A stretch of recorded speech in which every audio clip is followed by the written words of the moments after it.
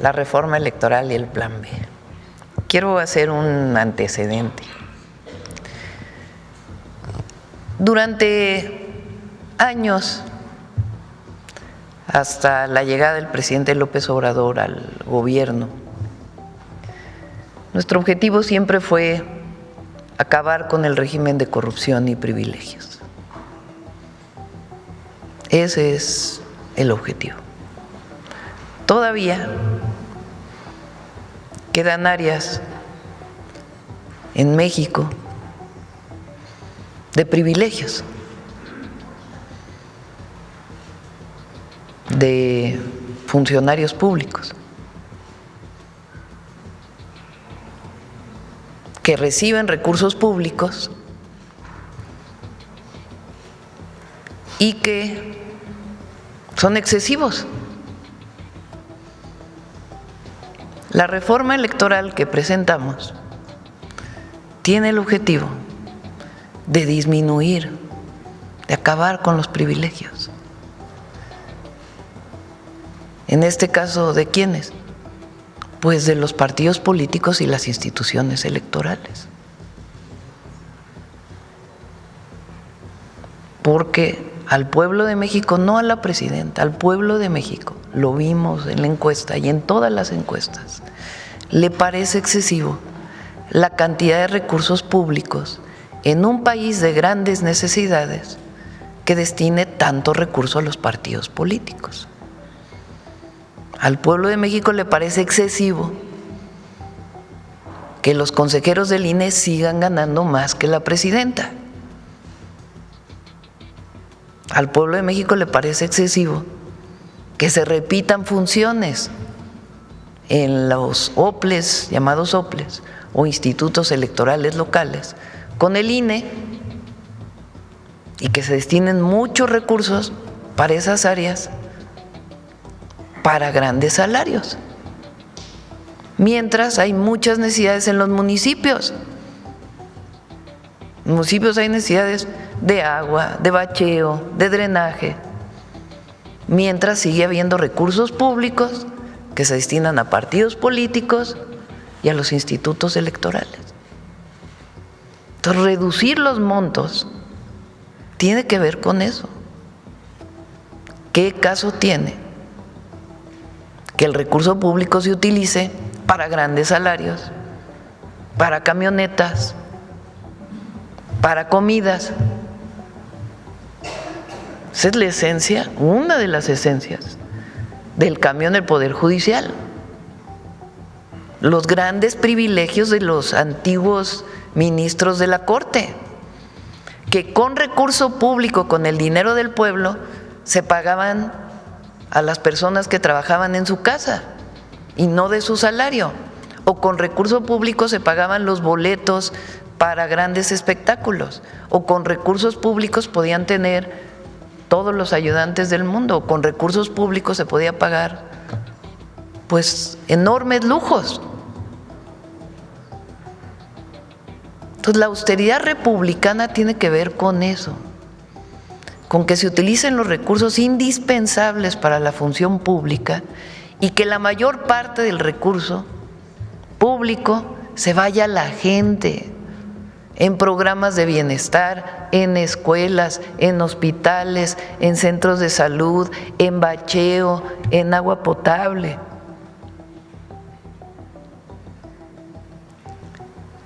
Hay quienes pues no quieren disminuir esos privilegios.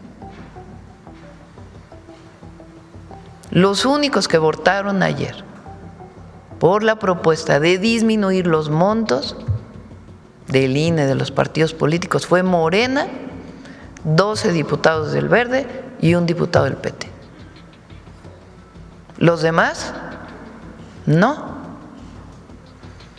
Empezando por ¿quiénes? Por el PRI, por el PAN, por Movimiento Ciudadano.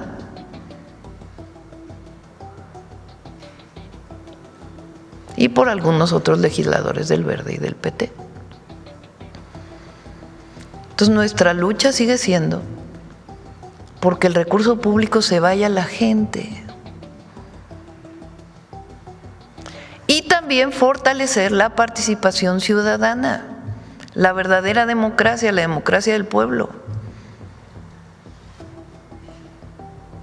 Es decir, que la gente elija a todos los diputados, aunque sean de representación proporcional, que la gente pueda decidir sobre temas de sus municipios, temas de sus estados. Entonces no podemos perder de vista que ayer quedó muy claro.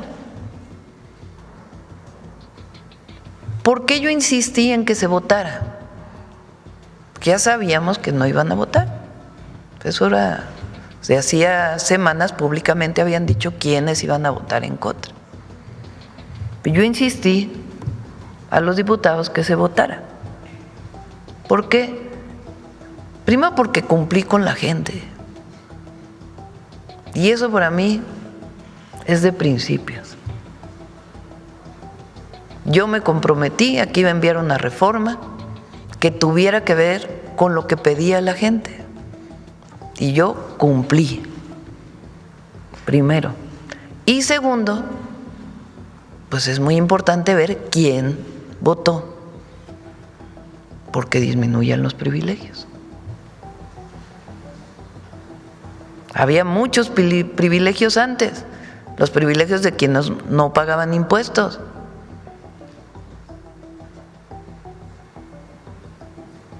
Nadie está en contra de el dinero bien habido y de que haya empresarios y de que haya inversión pública y que haya inversión privada, pero privilegios en contra de la ley, pues eso no. Y privilegios de uso de recursos públicos para que unos se enriquezcan a costa de otros con recurso público, o que se utilice cuando hay tanta necesidad en el país. Entonces, ¿en qué consiste el plan B? En lo mismo, seguir disminuyendo los privilegios. Porque decían, va a cambiar la ley electoral y va... No. Tiene un objetivo: seguir disminuyendo los privilegios de aquellos que todavía tienen exceso en los recursos públicos. Y les voy a dar, no sé si ya tienes las tablas, los ejemplos.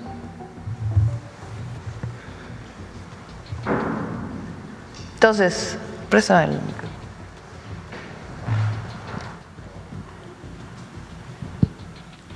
La reforma electoral, que no fue aprobada ayer, que solo votó Morena y algunos diputados del Verde y el PT, tenía el objetivo de disminuir los privilegios en los partidos políticos, en el INE, así como fortalecer la participación de la gente. Ese es el objetivo.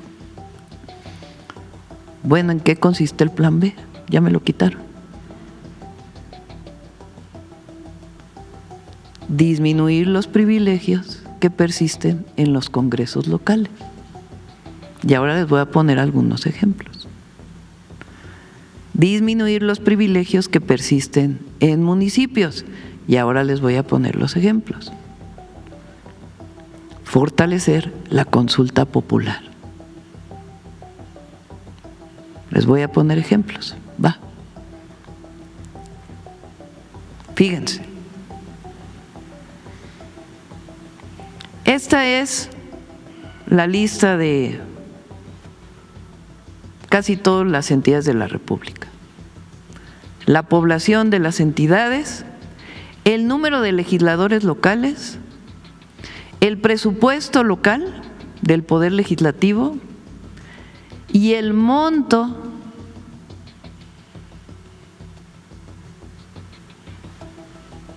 por legislador. Claro, no quiere decir que todo este recurso se vaya al legislador. Hay trabajadores en el Poder Legislativo y que tienen que recibir sus salarios, que tienen incluso muchos de ellos contratos colectivos. Pero ¿cómo nos explicamos esto en el país? Baja California, costo por legislador, 34.8 millones de pesos.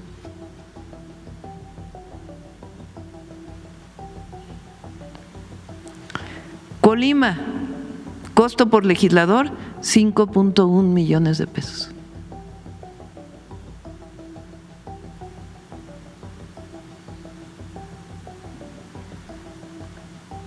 Morelos, un estado con enormes necesidades.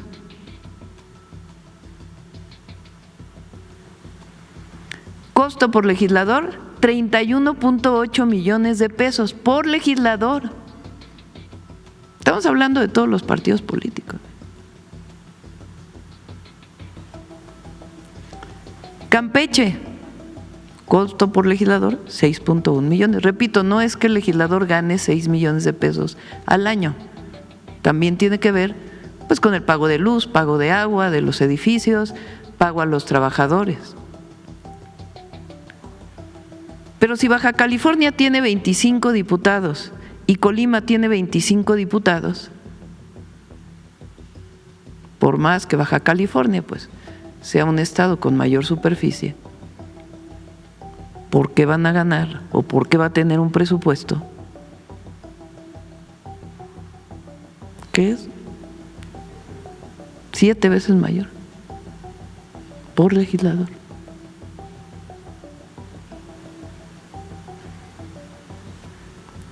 Entonces, primera propuesta, que ya la habíamos hecho, aquí la había presentado. Poner un tope máximo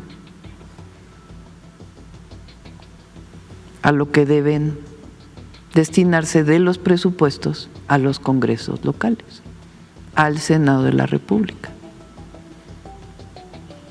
El Senado de la República, la Cámara de Diputados tiene su presupuesto, pero el Senado tiene bastante más presupuesto por senador. Entonces, primera propuesta, poner tope. ¿Por qué? ¿Qué se haría con este recurso?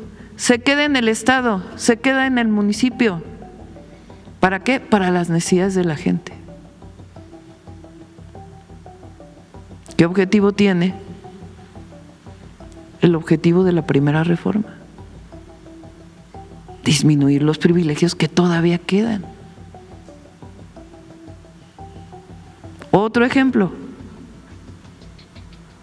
vamos a las regidurías. ¿Lo tienes ahí?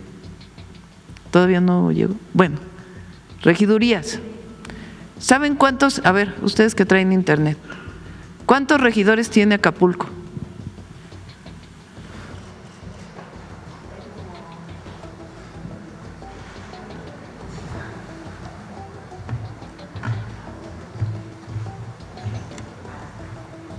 ¿Cuántos regidores tiene Acapulco?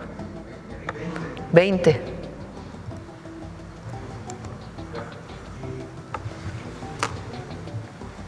Monterrey, 28 regidores.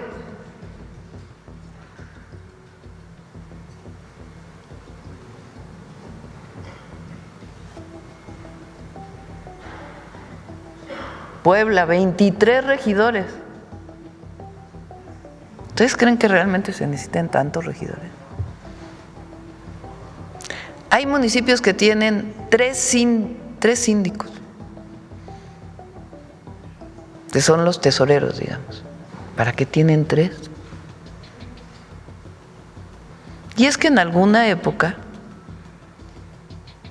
pues eran cuotas. Bueno, pues ¿quieres esto, quieres lo otro? Pues vamos a abrir una regiduría más para que haya más espacio. Y la verdad es que el país no lo necesita. Entonces, por ejemplo, si Monterrey tuviera 10 regidores, ¿a dónde se iría ese recurso? Al municipio de Monterrey, para obra pública. Si Acapulco tiene 20 regidores, y entre le ponemos un límite. ¿A dónde se iría ese recurso? A obra pública del municipio.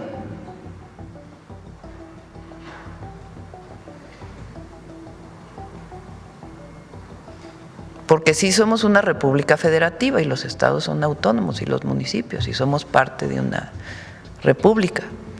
Pero lo que no puede haber es excesos. Entonces el plan B tiene que ver con esto, con seguir disminuyendo los privilegios. Entonces la propuesta la enviamos el lunes y tiene que ver con esto. Tope máximo como un porcentaje del presupuesto o de la población o de lo que en este momento representa el promedio de lo que recibe cada diputado,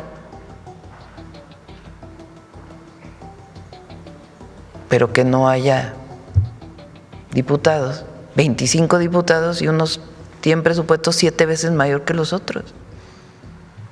No se explica. Y luego regidores que ganan más que la presidenta, aún todavía, porque formalmente tienen salarios de 20,000 pesos, pero es el bono y el apoyo para el no sé qué y el apoyo para el no sé cuánto y el apoyo para el no sé cuánto y acaban con salarios de 500,000 pesos mensuales. Apoyo de despensa.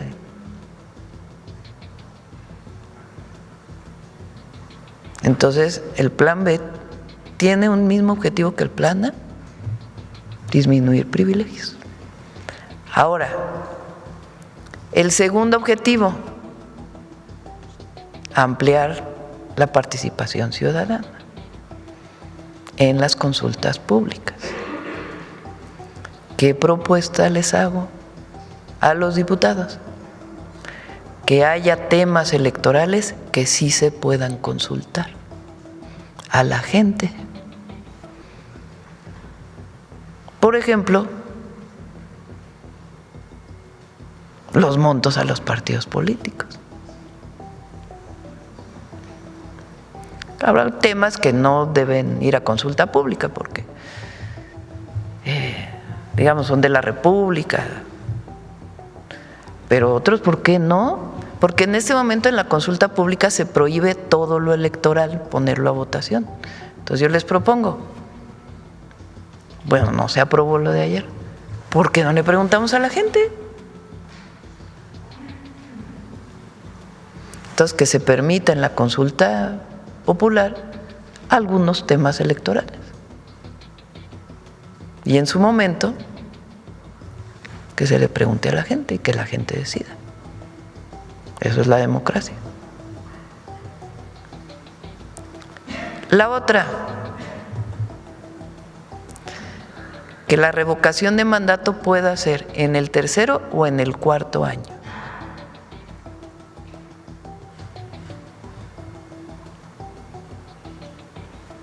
En este momento es solo en el cuarto año.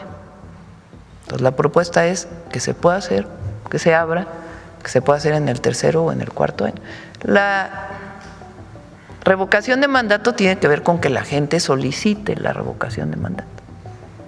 Entonces que se permita a cualquier presidente que si así lo desea o la gente lo desea, pueda ser en el 27 o en el 28, pueda ser en el siguiente sexenio, en el 33 o en el 34, pues así.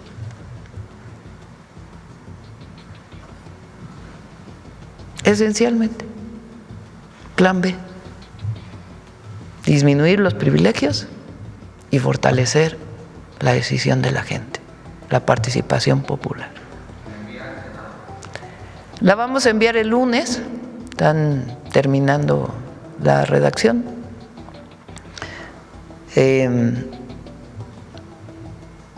Y pues ya vamos a ver a qué cámara le enviamos. Y yo espero pues que pase. Si no pasa, tampoco pasa nada. Pero nosotros tenemos un mandato y una convicción y un principio. A nosotros no se nos olvida de dónde vinimos. Además, si algo ha demostrado la Cuarta Transformación es que la honestidad da resultados, que la austeridad republicana da resultados, que acabar con los privilegios da resultados. Entonces, vamos a avanzar. Vamos a avanzar. Todos los partidos. ¿Quién va a estar en desacuerdo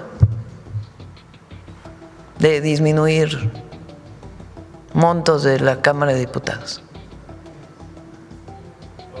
De los diputados locales. Para darle recursos a su municipio. Nadie se lo está llevando a la federación. No. Regidor, si son 5 regidores, lo que se ahorran de los otros 15 para obra pública del municipio, para baches, para tapar los baches del municipio. ¿Quién puede estar en desacuerdo? Que lo que se ahorren de los bonos que se dan los regidores, que se vaya ¿qué? A drenaje, a luminarias, en vez de abonos. Entonces no se nos olvide cuál es el objetivo de la transformación: erradicar el régimen de corrupción y privilegios, y vamos avanzando. Hemos avanzado mucho y todavía nos falta. Bueno, vamos a las preguntas. Vamos sobre el tema. Ahora sí están muy... A ver el compañero, ándale pues. Muy insistente. Siempre. Muchas gracias, presidente. Mi nombre es Julio Omar Gómez, de Medios del Pacífico. Gracias por permitirme la palabra. Una pequeña precisión respecto a la de mujeres. ¿A qué edad se puede ir a estos centros de mujeres? ¿A cualquier edad? ¿A cualquier edad? Pues claro, las menores de edad pues normalmente van con la familia, y si pues ya tienen 15 años en adelante pues pueden llegar.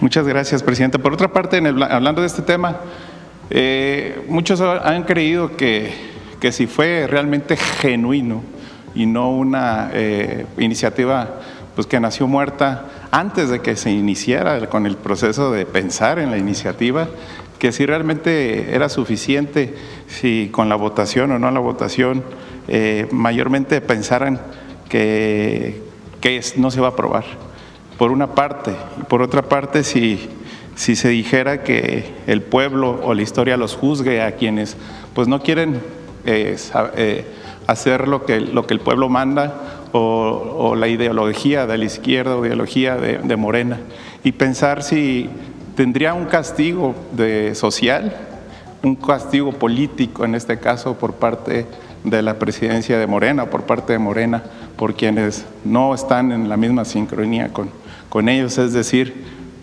pensaría que hasta podría haber una negociación en medio de todo esto. Pues yo la palabra castigo es creo que muy exagerada, ¿no? No estamos en aquellos partidos políticos que hacían purgas porque no estaban de acuerdo. No, hay libertad. Pero pues el 99% de los legisladores de Morena votaron a favor. Y también diputados del Verde y también diputados del PT votaron a favor. ¿Ustedes creen, ustedes sabían que no se iba a aprobar? Pues sí, ¿no? Todos sabíamos que no se iba a aprobar. Entonces dicen, ¿y la presidenta autoritaria por qué no quiso llegar a consensos? Bueno, porque ¿cuál era la propuesta? Nada más la cuarta parte, que se vayan de los plurinominales, que se vayan a voto. Que nada más nos bajen 1% a los partidos políticos y lo demás a otras cosas. Entonces era muy claro y es muy claro. Entonces No es un asunto de castigar o no, la gente ve quién vota qué, eso sí. Ahora, la segunda propuesta pues tiene que ver con lo mismo, disminuir los privilegios. Presidenta, les El que no se haya aprobado no es una derrota. No es una derrota. Yo estoy muy satisfecha. Es a lo que quería preguntar. Todo lo contrario. Pues la gente sabe que uno no está dispuesto a negociar todo. El otro día le decía, ¿por qué tenemos el apoyo popular que tenemos? Si hubiéramos negociado nuestra soberanía, ¿lo tendríamos? No. Si anduviéramos promoviendo la presidenta actos de privilegios, ¿tendría el apoyo que tengo? No. ¿Por qué tenemos el apoyo popular que tenemos? No mentimos, no robamos y no traicionamos al pueblo. Y en este caso, no mentí, nunca robo y no traiciono. Porque no se nos olvida cuál es el objetivo de la transformación. Porque estamos viviendo un proceso de transformación en el país. Entonces no es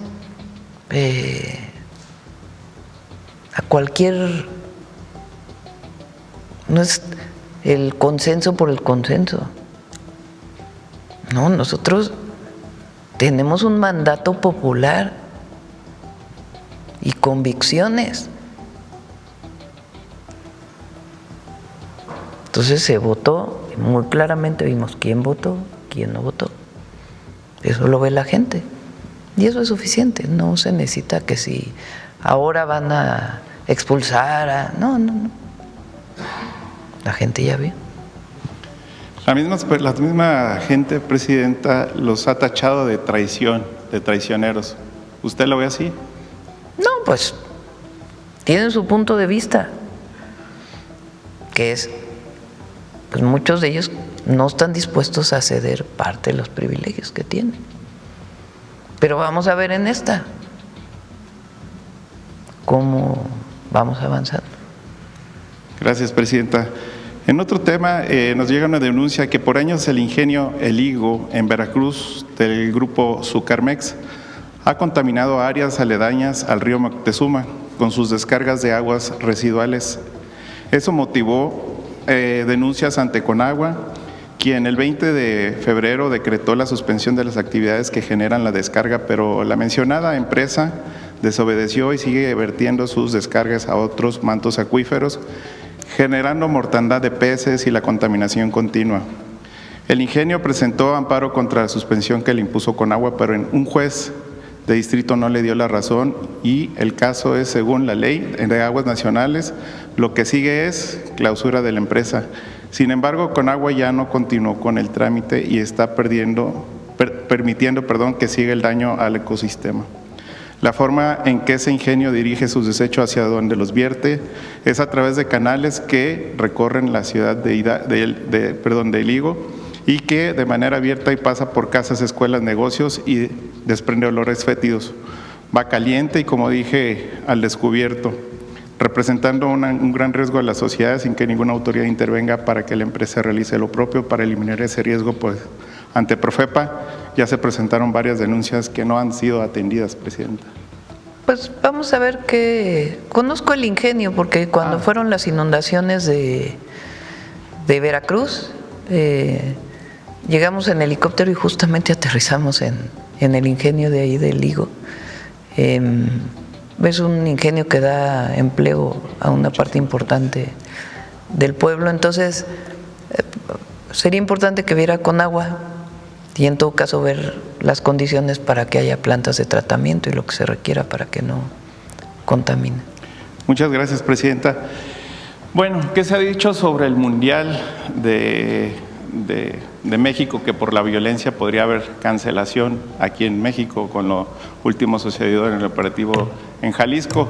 Pero más allá, usted que tiene más conocimiento y más cercanía con el organizador o los organizadores de FIFA en relación a que Estados Unidos pues tiene una guerra en Medio Oriente hay conflicto y hay jugadores, hay equipos que juegan en Estados Unidos y se ha hablado con mucha seriedad sobre este tema, que posiblemente por cuestiones internacionales no haya el equipo, el mundial, no tanto por México, sino por las controversias y conflictos que hay en otros países y sobre todo en el Medio Oriente. ¿Qué opinión nos puede dar y qué percepción tiene de que se realice o no el mundial, tanto en Estados Unidos, Canadá o en México? Primero,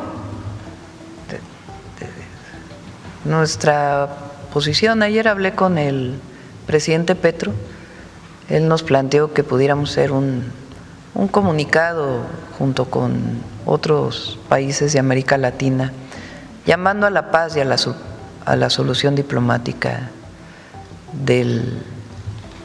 pues en este momento lo que ocurre en Irán.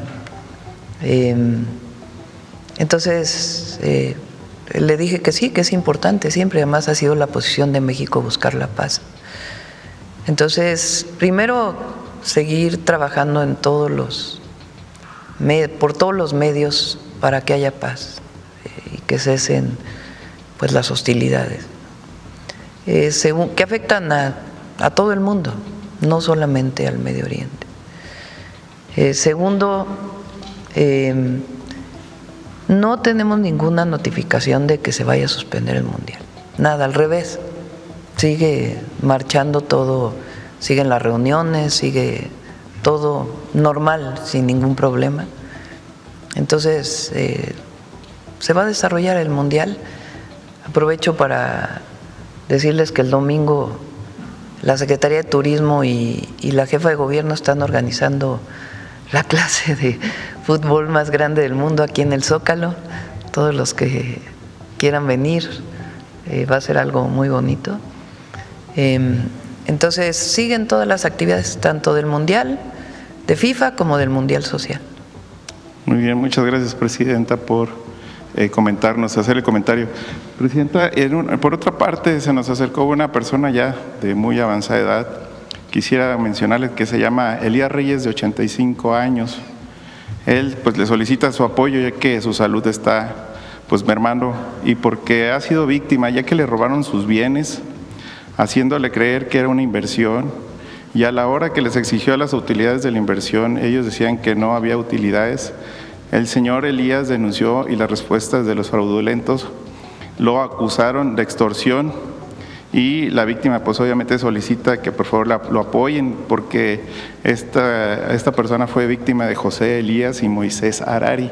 O sea, con gusto le puedo pasar el dato porque la verdad me dio mucha tristeza y cómo no puedo. Sí, pásanos el dato y por supuesto. Nada más por último, Presidenta, no sé si en la mesa de seguridad pusieron en mesa de las mujeres que han desaparecido de Morelos. Son 3 estudiantes menores de 18 años. Sí, se está trabajando con la gobernadora y con su equipo de seguridad y la Fiscalía Estatal. En el primer caso hay un detenido y se está trabajando tanto para encontrar a la joven que continúa desaparecida como para poder encontrar a los culpables. Muchas gracias, Presidenta. Sí. Sobre el tema, vamos por acá, a ver la compañera. Muchas gracias, Presidenta. Yaret Arcinega, de Revista Fortuna. Presidenta, no son pocas las generaciones que recuerdan cuando un legislador llamado Humberto Roque Villanueva festejó que se había aprobado un incremento al IVA. Preguntarle, ¿este voto contra la reforma electoral será recordado igual? ¿Será un voto pues en contra de la decisión de los electores, Presidenta? Usted ha señalado que su reforma buscaba que la representación proporcional refleje pues la diversidad del país y no la decisión de las cúpulas. tras el voto en contra pues, del PT y el Partido Verde, ¿considera que el actual ecosistema partidista pues, se ha convertido pues, en un fin en sí mismo que prioriza la supervivencia pues, de sus estructuras por encima de la eficacia de la democracia, Presidenta? Recuerden que votó el PRI, el PAN y Movimiento Ciudadano en contra, porque luego eso se nos olvida. Quien votó a favor cumplió con la voluntad popular. Quien votó en contra, pues no. Así de sencillo. Entonces ahora en el plan B vamos a ver cómo es, porque el fondo es seguir acabando con los privilegios, ahí donde todavía hay privilegios. Entonces eso no quiere decir, repito, porque es importante, ¿no?, para que no se malinterprete, que no pueda haber empresarios que tengan más recursos por haber hecho un buen trabajo. No se trata nada de eso, no tiene nada que ver con eso. La inversión privada siempre es bienvenida. O sea, el asunto aquí es el privilegio del que viola la ley, como el que no paga impuestos, violando la ley, o el privilegio del funcionario público que usa recursos públicos para gastos onerosos, o el partido político, que también finalmente son funcionarios públicos porque viven del erario, que tienen recursos desde nuestro punto de vista exagerados. Y no solo desde nuestro punto de vista, desde el punto de vista de la gente. Entonces, pues eso fue lo que se votó ayer. Y ya que el pueblo decida, que vea qué fue lo que pasó y quién votó y cómo. Presidenta, ¿podría el Plan B lograr una renovación de los partidos que hoy parecen bloquear la voluntad popular? Bueno, pues ya tiene que seguir avanzando eso. Por eso es importante dejar el punto y no echarse para atrás, porque queda ahí en la historia y se va a seguir avanzando hacia adelante, porque la gente lo quiere y porque el poder en México lo tiene el pueblo y lo va a seguir teniendo el pueblo. Presidenta, es importante mencionar que el artículo 105 de la Constitución establece una veda muy clara. Cualquier modificación a las leyes electorales debe estar promulgada y publicada al menos 90 días antes de que inicie el proceso electoral. Con las elecciones intermedias de 2027 en el horizonte, la fecha fatal es el 31 de mayo del 2026. ¿Cómo ve estos tiempos, Presidenta? Bien. Sí, es decir, se cumple con la ley, no tiene ningún problema. Y ya, como ven, pues esto lo único que ya en el ámbito más electoral es que se fortalezca la voluntad popular en la consulta pública, en la consulta popular. Presidenta, aprovechando la presencia de la secretaria Citlali, el esfuerzo del sector gubernamental marca ya una ruta respecto a la infraestructura que necesitan pues las mujeres para desarrollarse y crecer. Sin embargo, me gustaría preguntarle qué ha pasado con la taxonomía que se impulsó desde la Secretaría de Hacienda para que el sector financiero observe pues la importancia de incrementar la participación del talento femenino en sus cuadros directivos. Me refiero a los bancos, aseguradoras, intermediarios financieros pues no bancarios. ¿Qué le ha reportado la Secretaría de Hacienda sobre el esfuerzo en el sector financiero y empresarial para mejorar pues el llamado índice de igualdad de género, Presidenta? Recientemente, ¿tú has visto este tema? Recientemente no tenemos ningún reporte nuevo, pero tienes razón. Si en algún lugar hay poca participación de las mujeres, es en el sector financiero y empresarial. Cuando nos reunimos aquí con empresarios, empresarias, la mayoría son hombres. Se ven pocas mujeres. Entonces sí es muy importante. Ahora En la Secretaría de Hacienda tenemos 2 subsecretarias mujeres, es histórico. Ya esperemos que pronto haya una secretaria de Hacienda. Muchas gracias, presidenta. Y por último, comentarle que el pasado 6 de marzo en la revista Fortuna… Ya hay una mujer de gobernadora del banco. Muchas gracias, presidenta. El 6 de marzo le comentaba, la revista Fortuna reconoció a la escritora Cristina Rivera Garza como nuestro personaje del año. Antes reconocimos al subgobernador Jonathan Heath, a la secretaria Raquel Buenrostro y al empresario Valentín Díez Morodo. La doctora Cristina Rivera Garza recibió el premio en medio de un pronunciamiento por parte de nuestro consejo editorial de que no habrá futuro económico sin mujeres protegidas, presidenta, sin mujeres libres, económicamente independientes. Y quisiera saber si podría explicarnos un poco por qué los centros libres para las mujeres son tan importantes para evitar feminicidios, violencia de género. ¿Cómo se constituye como un lugar seguro? ¿Quieres comentar? Bueno, pensar que la violencia a lo largo del tiempo hacia las mujeres se ha normalizado, que muchas mujeres a veces no saben a dónde recurrir, incluso muchas veces no saben que lo que están viviendo es violencia, y el tener lo más cerca de su casa un centro libre que les permita ir a preguntarle a una abogada, a una psicóloga, contarles la situación que están viviendo, pues de entrada les permite que las mujeres que viven estas violencias tengan una respuesta institucional. El centro libre es el primer espacio de contacto con una mujer que vive violencia, y muchas veces de ahí son canalizados, por ejemplo, a centros de justicia, cuando una mujer quiere presentar una denuncia o quiere, digamos, iniciar un proceso jurídico, o incluso si ella necesita salir de la violencia que está viviendo en su casa, se le puede canalizar a un refugio o algún otro espacio que le cuide, digamos, la resguarde su vida. Entonces, este primer contacto, esta primera respuesta, desde nuestro punto de vista, casi 500,000 de mujeres atendidas son mujeres que tuvieron una respuesta institucional, que tuvieron un acompañamiento, que tuvieron incluso que salvaron su vida, ¿no? Muchos de los casos que se han atendido son personas que estaban en riesgo feminicida o mujeres que estaban buscando a sus hijas, a sus hijos, porque la violencia vicaria a veces que viven pues les arrebata la posibilidad de ver a sus hijas, a sus hijos. Entonces la verdad es que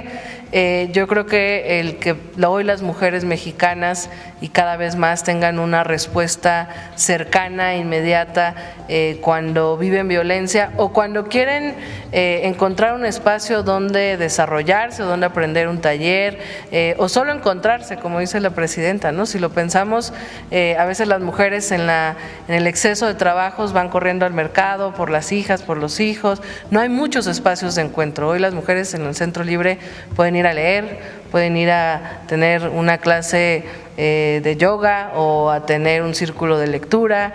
Estábamos platicando con Noemí que pudieran en los centros libres desarrollarse pues charlas de mujeres en la historia. Es decir, hoy las mujeres tienen un punto de encuentro y sin duda esta política territorial que fue la instrucción de la presidenta pues permite que más mujeres accedan al ejercicio de sus derechos y tengan una respuesta cuando viven violencia. Sobre esto que nos comenta del riesgo feminicida, que se ha salvado a varias mujeres, a varios casos, ¿se le ha dado seguimiento a los perpetradores? ¿Se ha de alguna manera hecho este seguimiento para de alguna manera salvar a más mujeres? Sí, como lo comentaba hace un rato, la Secretaría de las Mujeres tiene el Banco Nacional de Mujeres que viven violencia, el Banabim, que estaba en la CONAVIM, en Gobernación, y esto nos permite, que además estamos fortaleciéndolo de la mano de la Agencia Digital, esto nos permite mirar la trazabilidad cuando una mujer recibe una atención en un centro libre o en un centro de justicia o en una Secretaría de las Mujeres de los estados, de tal manera que podamos prevenir el riesgo feminicida. Pues creo que todas y todos sabemos que cuando llega la violencia feminicida ya hubo varias violencias antes, entonces el el que hoy las mujeres puedan tener una llamada de auxilio a la línea o un consejo o una orientación en el centro libre nos permite pues prevenir e incluso en algunos casos detener. E incluso hemos hablado con las fiscalías que la información que a veces tenemos en esos datos puede ayudar pues a detener otro tipo de criminales o de violentadores, porque a veces cuando las mujeres van y reciben un servicio manifiestan que hay que fueron violentadas con un arma o que su violentador tiene armas en su casa o información que puede servir para investigar otro tipo de delitos. Muchas gracias, secretaria. Presidenta, en este sentido, también comentarle que la doctora Cristina Rivera Garza nos informó que ella había enviado una carta sobre el caso del feminicidio de su hermana Liliana a la fiscal general de la República, que ella observa, incluso nos dijo, avances positivos en su gobierno, pero que aún observa pues la necesidad de seguir avanzando. ¿Podría comentarnos, presidenta, si hay avances en el caso de Liliana Rivera Garza? Sí, yo creo que es la Fiscalía quien tiene que responder. ¿Lo adelanto? ¿Lo del feminicidio? Sí. Vamos a presentar una iniciativa relacionada con el feminicidio. En la Ciudad de México, Ernestina Godoy hizo varias modificaciones a la manera de investigar los feminicidios que avanzó en la cero impunidad. Y queremos que eso ocurra en todos los estados de la República. El feminicidio se investiga por las fiscalías estatales. Tiene que ver con turnos continuados, con una serie de esquemas que permiten garantizar que la flagrancia pueda atenderse de una manera distinta. Entonces, ya está lista la iniciativa y la vamos a presentar aquí en marzo para que en todas las entidades de la República se utilice esta metodología para investigar feminicidios, porque en la mayoría de los casos, lamentablemente, el feminicidio es perpetrado por una persona cercana, pareja, expareja. Entonces, tiene que ver con esta consideración y ya la vamos a presentar. La ha estado trabajando Citlali con Ernestina. Sí, recordar que en el caso de Liliana solo se está esperando que se confirme si el feminicida murió ahogado en Estados Unidos, como se le hizo llegar a la escritora. Sí. O si sigue vivo para que pueda acceder este caso a justicia, si no es penal, que sea de alguna otra forma. Muchas gracias, presidenta, que tenga buen día.